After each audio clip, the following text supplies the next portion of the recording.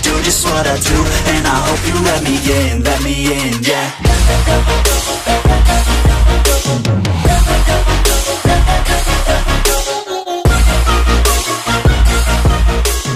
What's up, everybody? It's Mike Jones here with Basketball Business, and I have with me Mr. Mike Dunn. See, Mike Dunn, how are you doing?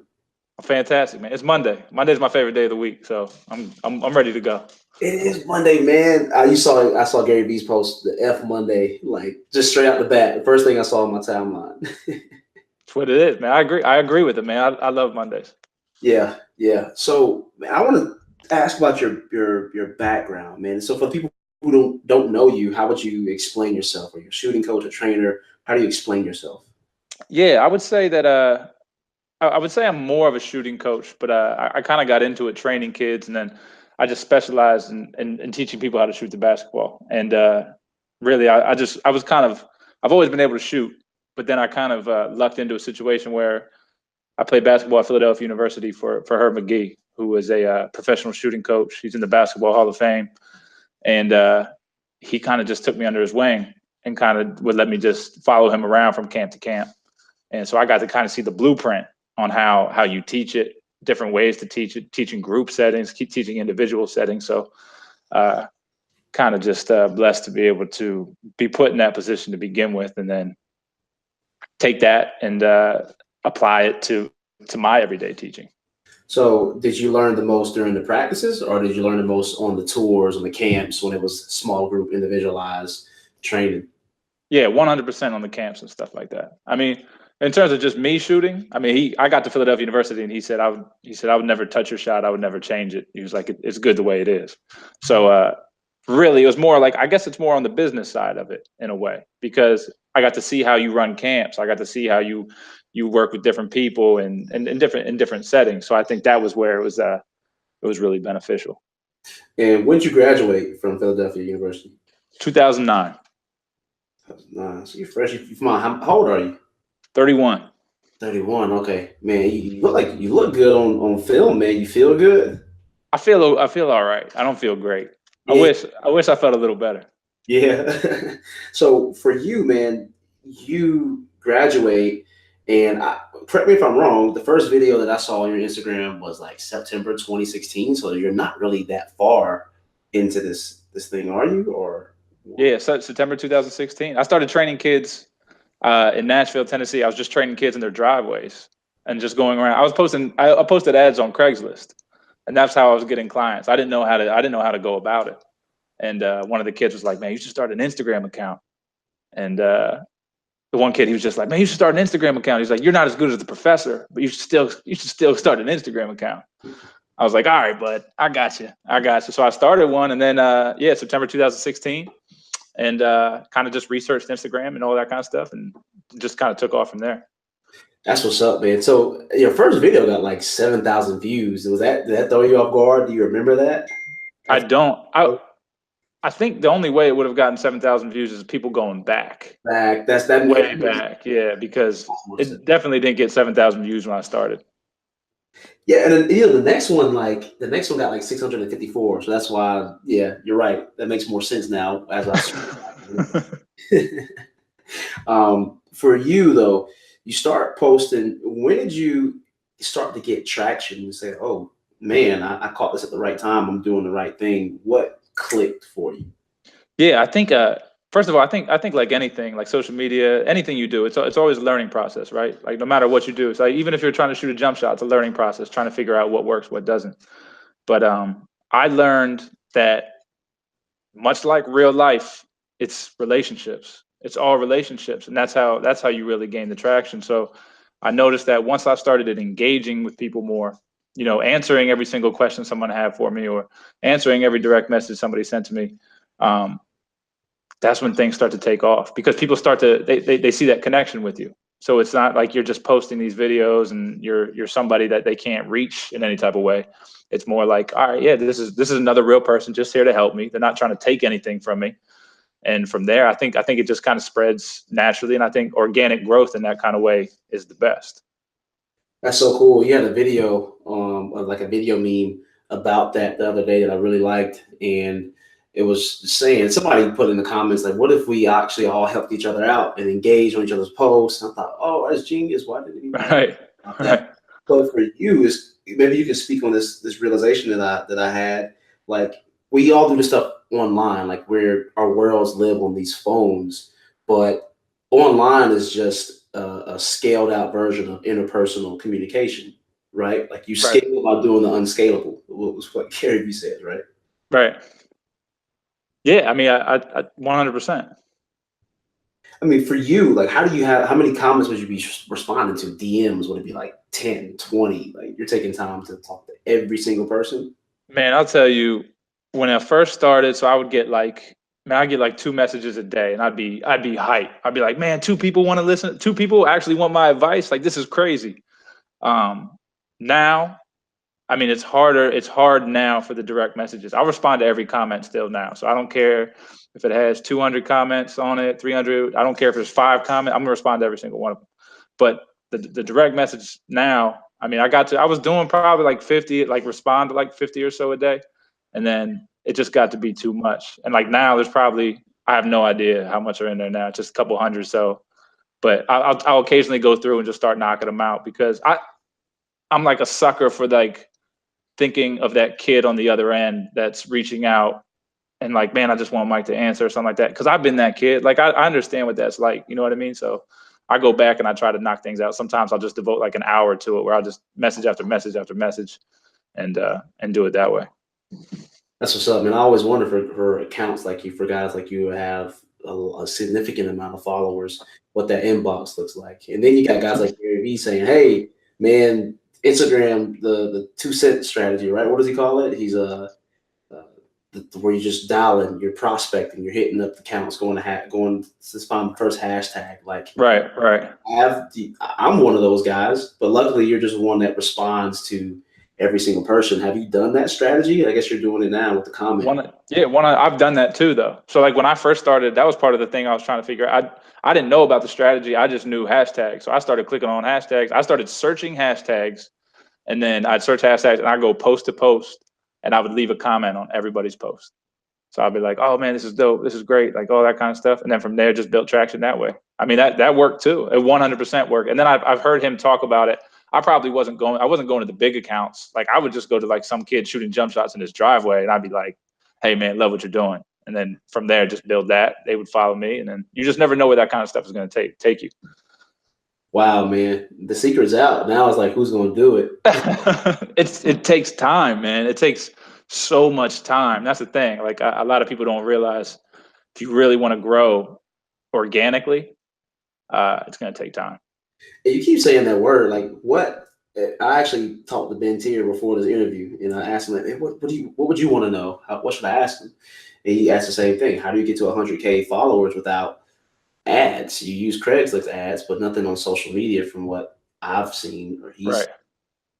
Yeah, I'm telling you, it's a mixture. I always say it's a mixture of a couple things. So for one, you have to be good at what you do.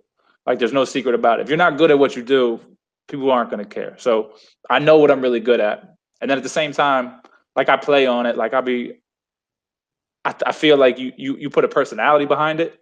That's huge, man. Like that's so big because I'm not coming across as this dead serious 24/7 guy that trains on basketball and all that kind of stuff. I'm kind of coming across more of as just an everyday guy that likes having fun. I'll call myself super handsome and do all that kind of stuff. But like I think people just connect with that. So like the more you're yourself, the more you can just be you. As easy as that sounds, people really struggle with that because they see certain people that are doing something and they think, oh, I have to do it that way because that's the only way. Oh man, do it your way because that's the only way you're going to gain that authentic following in anything, man. Not just Instagram and anything. People, friends, like all that kind of stuff.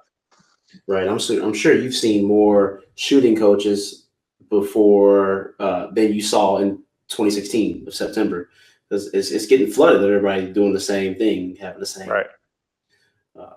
But for you, what keeps you motivated to keep contacting people? There's no monetary value. There's social currency, but right. When you turn to dollars, what keeps you going and doing that? Well, for one, I love it, man. Like I absolutely love it. I love interacting with people. I'm a people person. And you know, I think there's certain things, like I've had some things happen that you kind of you kind of realize how short your time is here. You know what I mean? So yeah, I'm not getting paid for it right now, but it's what I love to do. So I'm going to continue to do it just as long as I can do it. And you never know what this could turn into. So yeah, I'm not taking any money now. I'm not doing ads. I'm not, like, you'll see, like, I get so many people that will contact me, be like, hey man, push this product or do this or do that. And I'll take like free t-shirts. Like, yeah, I'll take a free t-shirt. You can send me that. But to me, like, I want to keep it as real as possible for that. Who knows what opportunity is going to come on down the line for me. So I mean, I think Eric Thomas, I'm sure you're familiar with Eric Thomas. He would always say sweat equity, right? Like, you put in that, you're not getting paid for it, but you're putting in the work like you're getting paid for it. And eventually that's all going to come back to you. Right. I mean, there's more. If you can do it for free, the person that can do it for free, of course, they're going to probably win, you know, Right. and they can hang out the longest or be patient with it. Right. For you kind of said something that helped you realize the brevity of life. You care going into that, whatever helps you realize that, because it seems like that helped you do a lot of things that you're doing now. Yeah, man. So I was so probably a lot of people probably don't know, like, I was completely done with basketball for a while. Like, kind of went down a different path with things and was like, man, I don't know if I want anything to do with it.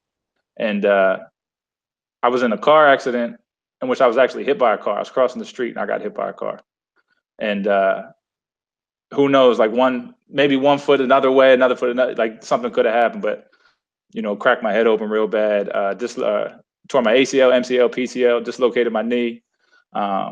Just laying there in the middle of the road. My buddies there with me. They take me to the hospital, all this kind of stuff. But while I was in the hospital, I just, like, it clicked. Like, it was like, dude, you need to wake up. Like, you need to start doing what you're meant to do, or at least I feel that I'm meant to do. And it wasn't like a right away thing that was like, all right, I healed up and I started getting after it. It was like a slow, gradual process and discovering my passion again, discovering, you know, what I really wanted to do in life. So yeah, man, I think those moments like that where who knows what could have happened, you know, well, like I said, a foot a different way. I mean, it's a chance I couldn't be here right now. You know what I mean? So I kind of got lucky in effect. So I feel like it's kind of like my second chance in a way. So just take full advantage of it. Right. So what do you think that was, I want to say, necessary to happen for you to have that kind of new sense of purpose? Like, do people have to go through stuff like that to get, you know, do you know where I'm going? Is that necessary? Yeah, and I struggle with that because I feel like for me it did. Like, for me had to happen for me because, like, kind of what the path I was going down was a different path at the time. So, like, I feel like if that didn't happen, I don't know if I'd be talking to you right now. You know what I mean? But I don't think that's the same for everybody. Obviously, some people are going to have their vision, you know, right then and there. And I think those moments come for people in different ways, whether that's a family member going through something or just a friend going through something. Like, there's reminders around us every day, man. There's reminders out there every single day about just how short our time is here. And, like, we get so concentrated on just the now that we don't see the big scope of things and realize that we really have the ability to do what we love to do. And then we come back to that word patience. I mean, it's patience, and it's just putting the work in every day. Right. So for you, man, you work a 9-to-5 job, correct? Man, I work like a 9 to 8 o'clock job, man. My job is super long hours. Yeah, it's serious. What is it? I work in insurance, so I'm actually an underwriter, and yeah, it's long hours, travel, all the above, man. Making some people mad. Making some people mad for sure. Man, that's crazy. So how does that, how do you balance this? Paul Easton does the same thing. He has a full-time job, and you look at him and how he's posting, like, he's posting more than me, and this is what I do. So for guys like you all, like, when do y'all find time to post? Is it just whenever you're doing something, or what do you do? What's your strategy? I mean, everything with me is very planned out. So I wake up at 3 o'clock in the morning. So you wake up at 3 o'clock in the morning, you have a lot more time than the average person has. So my whole thinking behind that is I wake up at 3. So basically from 3 to 6:30 in the morning is my time. So that's the time I'll kind of put content together for the day, as well as I go to the gym, I'll lift, I'll get shots up and all that kind of stuff. So I mean, I do not believe in I don't have time. That's like when people say that's like nails on a chalkboard to me, because you have time, man. You have time. It's just your priorities are so messed up. Like it's always easy to come back to I always come back to the Netflix thing. Like people are like, man, I don't have time, and then people are like, but I just binge watched this Netflix show, and I just went. You know what I mean? Like, no, I just found your time. Like you have tons of time, but you just don't you don't really want what you say you want. Right, right. Now, are you 3 a.m. consistent Monday, Friday, every day? Haven't missed 3 weeks, or is it like a once in a while waking up at 3 a.m.? Oh, Monday through Friday, 3 o'clock in the morning. Saturday and Sunday, I usually sleep into like 5 what a.m.? 5 a.m. Yeah. Okay, so the question is, what time do you go to bed, and what does your significant other say about it? Go to sleep. I go to sleep between 9 and 10 o'clock. Yeah, And then my wife thinks I'm crazy, but she's also like she's my biggest supporter through everything. Like she's kind of the other one who kind of put the battery in my back for this whole thing. That was like, you need to start doing. You need to like this is what you're really good at. Like you need to start letting people know. So yeah. she's all right with it. I'm sure she probably hates when that alarm goes off at 3 o'clock in the morning every day, but she gets over it. Right, right. So for you, do you have any? Because I'm sure you're doing well at your job, man. Do you have any desire to do what you're doing on the side full time? That's the goal, man. That's the goal. Like if I could make this game my life, like to me, I won. And it's not about making millions of dollars. It's nothing like that. It's just if I can find a way to make this how I support my family, then to me, like there's nothing greater than that to me. So would you want to do that training brick and mortar, or would you see yourself going the online course route? Yeah, I've dabbled with the online stuff. I still have some stuff in the works, but I mean, I think just the engaging with people, man. Like I love that. Like I love getting in the gym. I love like the energy of it, like yelling, screaming, all that kind of stuff. Like that's what I really like. And plus I feel like I mean you can do the online stuff till you're blue in the face, but I feel like you'll never get that true connection with a player. You know what I mean? And I think when I see what you're doing. Like when you work with a kid long enough and then you see that moment, like to me, the moment that like what makes it all worth it is when you see it click for a kid and they're just like, like, okay, yeah, I can do this. And like everything kind of shifts. Like to me, there's no better feeling as a trainer than that. Yeah, yeah, absolutely. So I've been dabbling with the idea too of training brick and mortar, but just kind of like having the content produced while you're documenting, right? Just documenting stuff and then getting paid off the documentation. But for you, have you had any courses before, or this is you're going to start doing them now, or what's been your? Yeah. So I have some stuff that we kind of started to set up. And that hopefully I'll continue. I do have like some core content type stuff. But it's just kind of on hold with a bunch of stuff going on right now. But yeah, man, we'll see. I mean, I think that the new Instagram algorithm hurts a little bit right now. In terms of continuing to grow that following, because they're kind of limiting everything right now. So I feel like right now, even like I was just thinking about that as like I'd want to get much bigger before I really like that platform came out. Yeah, that's a good question. Like, how big? Because I've always been trying to look. Is there a certain percentage? Like, if you have 100,000 followers, do you get 1% that usually pay, which means you have a decent amount there. Right. The math is it always 1%, or what is it? Because I know guys who make a decent living off of 5,000, 6,000 followers. You know what I mean? Yeah, I think it just all depends, man. Like I said, I think my big test trial. So I said, I try not to push things, but for anybody that follows me, and I don't even know, like I always say it's grind season, right? So I have my grind season t-shirts and the socks come. And like to me, that's just like a good indicator of okay, who's really rocking with me in that regard. So it's just like it's kind of like a test in a way. Like, all right, who values what I do enough that they're gonna say, all right, I'm gonna buy this from you because I see what you're doing, I connect with you. And I think from there, that's kind of like the litmus test in terms of what I'll be able to do moving forward. Absolutely. So for you, how did this? Obviously, Dr. Dish was going to come along some way. Did you reach out to them? Did they reach out to you? What is that process like, and what's that relationship like? Same thing we talked about. So it was literally like me following them on Instagram, seeing their videos, and I think I literally like I would always comment and stuff, and then I started to gain more traction. And I remember I said to him, I just started commenting on videos like, you need me, I need to get to the dish lab. I need to get to the dish lab. And just from that, they messaged me and they're like, you're right. Like, let's get you out here because we think you'd be a good fit there. So it's the same thing, man. It's making connections. Like, just do it. There's no secret thing. And like you already shared, like, you're a big fan of Gary Vee, right? So he's very honest. Like, it's so true. Like, his stuff, it's so simple. Like, just reach out. Just give. Do you see somewhere you want to be? Tell that person that's where you want to be. Tell them you want to work with them. Like, all that kind of stuff. The worst that's going to happen is you're going to say no. Right. Reach out to Mike Dunn and see if you can do a podcast interview. Exactly. And I'll do a podcast. Like, I love doing this stuff, man. So. Right. And so what kind of following did you have to have, or did you have before they said, you know what, it is really time to get you out here? So I think I went out there. When I went out there, I want to say I had like maybe like 60,000 or something like that. There was like 60,000 followers or something like that. Yeah. Yeah. Okay. So some questions for you, random that popped off my head.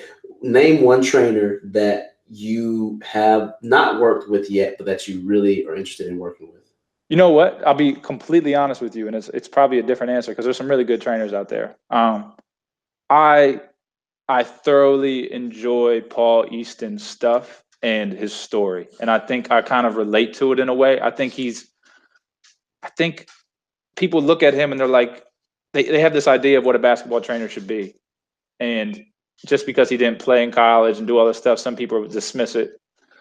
I love that story, man. I just think that shows how much he loves the game. And I would like to do some stuff with Paul just because I feel like he studies the game, he loves the game, and I'm all on board with people like that. Right, man. He will out teach you in a second. Right. I hate when people say like, yo, you had to play this game, like you had to play at a high level to be a coach. Like, no, you think Red Auerbach. Have you seen Red Auerbach's body? That guy was not playing professional basketball anywhere along the line. You know what I mean? Like, right.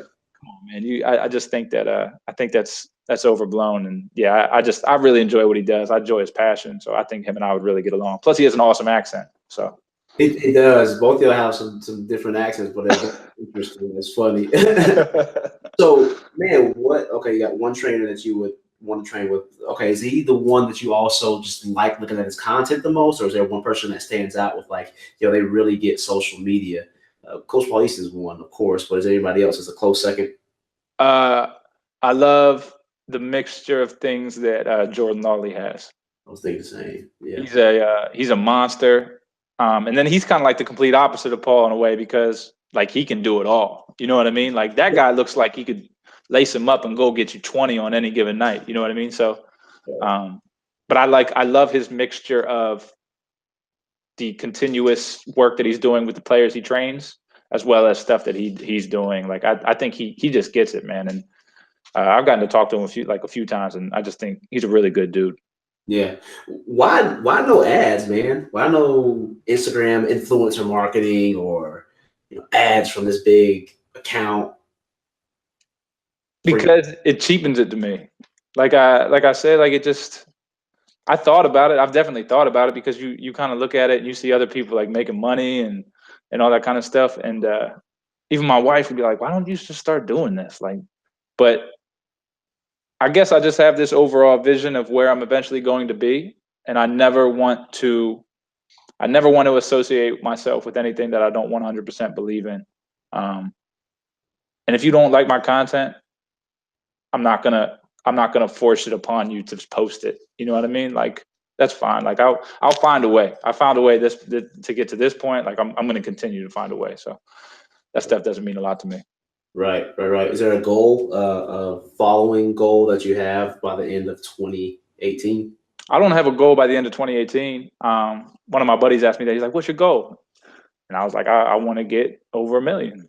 And he was like, "That's a really huge goal." And I was like, "Well, I mean, what else is there?" Like to me, it's like that'd be cool. 1 million's a cool number to me. Like that'd be pretty dope. And I'd probably get 1 million about you. I think you kind of eventually realize like followers don't really mean anything. And I've posted about this before. It's not the followers that mean anything. It's the people that identify with you that mean something. So hopefully, like by not doing the ads and not doing all that kind of stuff, hopefully I've built up a really solid group of people that identify with me rather than just follow me, if that makes sense. It does. So Like, yeah, keep going. I'm sorry. yeah, so if I got to 1 million, like to me, like that's if I got to 1 million without ever running, like without running ads, without doing all that kind of stuff, like to me that'd be crazy, and that'd be doing off the strength of doing everything that I believe in and who I am. Right. Man, how often do you post the same stuff? Because it seems like with shooting, man, that's one part of the game. But you Right. keep posting content. I don't know how many posts you have per day, but you keep pumping content out consistently. Right. So I'll do different things. So sometimes I'll post the same thing. Like Throwback Thursday is always a good cop out way to go in there and put something on there that worked. Also, you can change things around. So now you maybe posted it once without audio. So next time when you post it with the audio and explain what's going on. And that's a good way to switch it up because now you're giving a different element to it. And then I had a really good talk with my man. He has the account at bball101. I don't know if you follow my guy down there in Atlanta. Oh yeah. You're talking about Coach. Golly, man, my guy. I used to train with him. I played with him in college, man.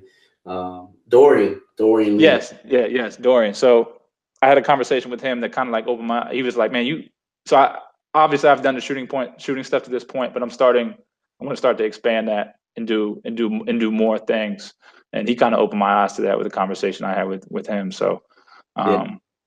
yeah, you're right. It can get stale after a while, especially just doing shooting. But I think there's so much stuff you could do. Absolutely. But yeah, I don't know who else you follow. You said Gary Vee. Anybody else in that kind of marketing space that you like to listen to? Tom Bilyeu. I've never heard of Tom Bilyeu. So look up Tom Bilyeu, man. He helped found Quest Nutrition. Whoa.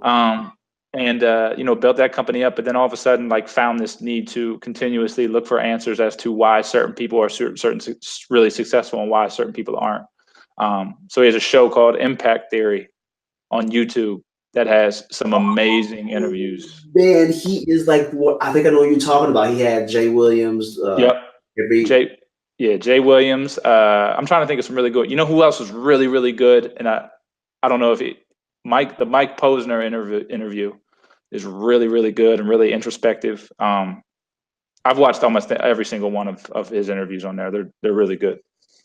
How in the world does he ask such? Like, I would love to interview like him. There are a few interviewers that I'm like, wow, he asked some great questions. He does his research, man. Oh yeah. It's like crazy the amount of research he does.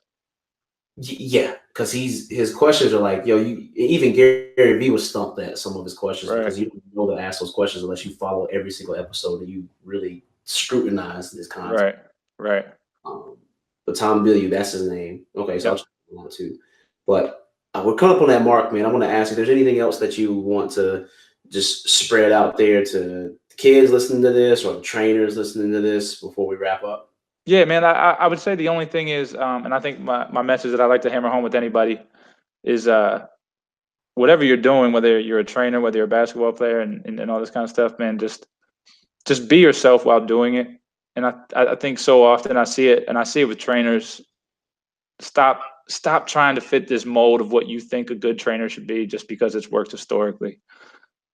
Do things that you believe in, be yourself, interact with people, engage with people, and I think that you'd be really, really surprised on like how far that can take you with things. I remember I was out at Dr. Dish. I'm rambling for a sec, but I was out at Dr. Dish and I was talking with the guy Nick, who's in charge of their marketing and everything like that. And we were talking about this kind of, and my whole thing was, it would be exhausting to ever do this and get picked up by somebody that hires you for good because of this persona that you put on, where that was never you. And now you have to be that person 24/7 that you never really wanted to be. You just were that person just because you knew it got likes or views and all that kind of stuff. Right. It would be so exhausting. So just be yourself, because when eventually you do make it, if you have the patience to make it and the patience to push through it, there's nothing better than being able to be yourself while doing what you love to do. Right. Man, I appreciate that. Hey, everybody, go follow Mike Dunn at C Mike Dunn, 2 N's. Is that correct, man? Yeah, that's correct. Yeah, go follow him on Instagram at @CMikeDunn. Engage with his content. He's dope. You'll like it. You won't regret the follow. Won't mess up your ratio. But man, thank you for your time. I appreciate that, and hopefully have you on the episode of the podcast again. For sure, man. I appreciate it. Thanks. I'm grateful, oh yeah, able, oh yeah, I'm stable, oh yeah, no label, oh yeah, you know me, I have only a path, I'm lonely, but damn, I'm going to win, yeah.